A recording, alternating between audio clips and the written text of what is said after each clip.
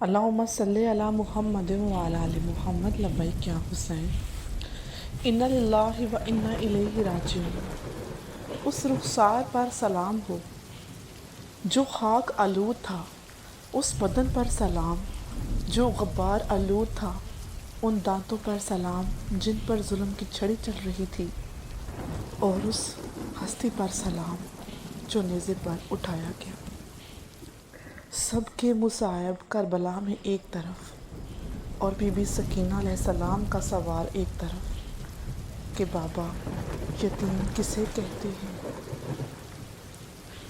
لباس ہے پھٹا ہوا، غبار میں اٹا ہوا، تمام جسم ناز میں چتا ہوا کٹا ہوا۔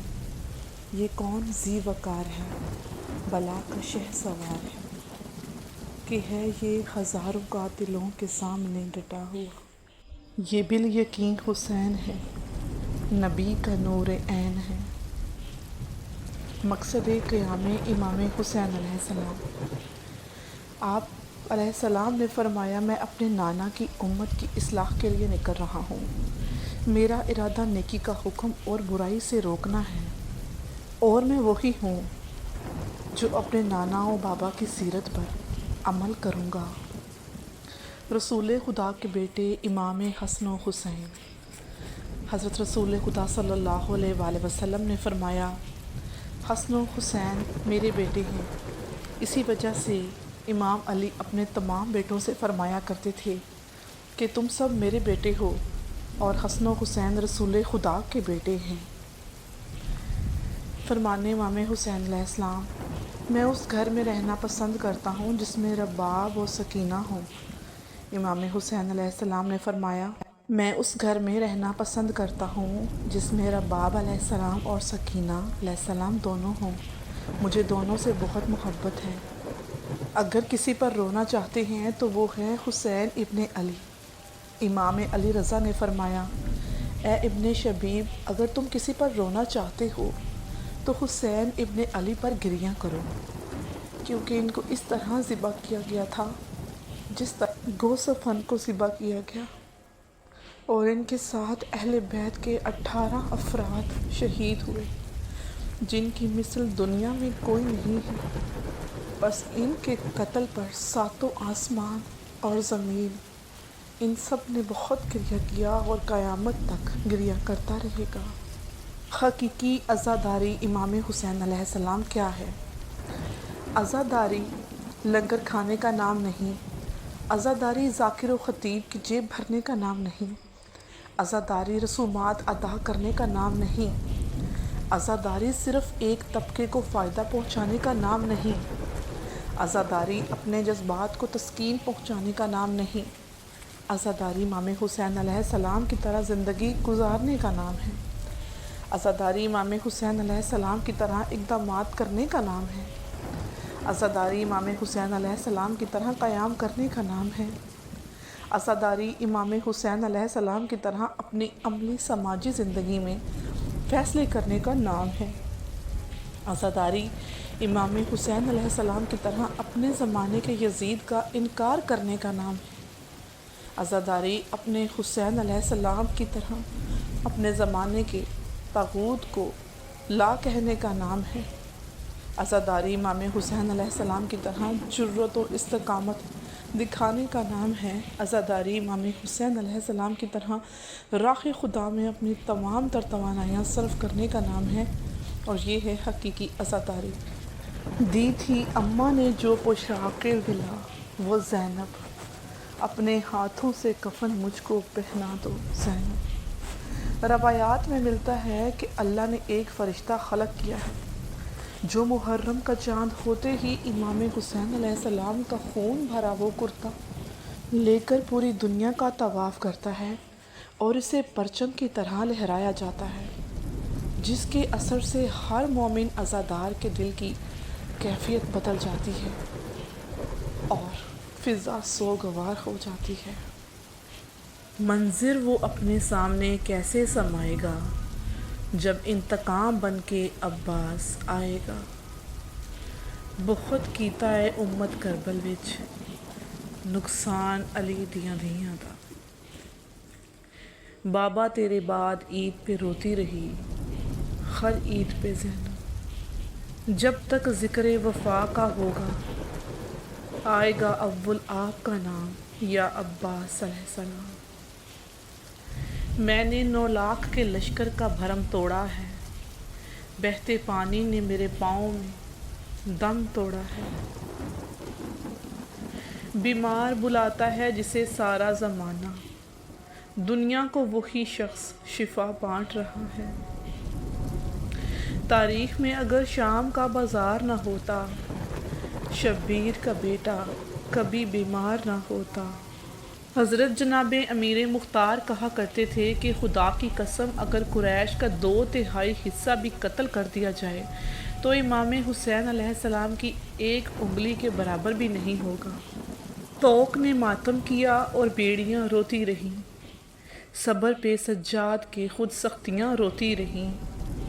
امام حسین علیہ السلام کا فرمان ہے قیامت کے دن اسی شخص کو امان نصیب ہوگی جو دنیا میں اللہ تعالیٰ سے خوف کھاتا رہا۔ تاریخ گواہ ہے، جناب زینب علیہ السلام فرماتی ہیں بابا کا جنازہ دفنانے کے بعد میں شام تک دیکھتی رہی، مجھے کوئی کوفے میں بابا کا پرسہ دینے نہیں آیا۔ علی کی قبر پہ بیٹھے ہیں کالے کپڑوں میں وہ جن کے عید کے کپڑے فلک سے آتے تھے۔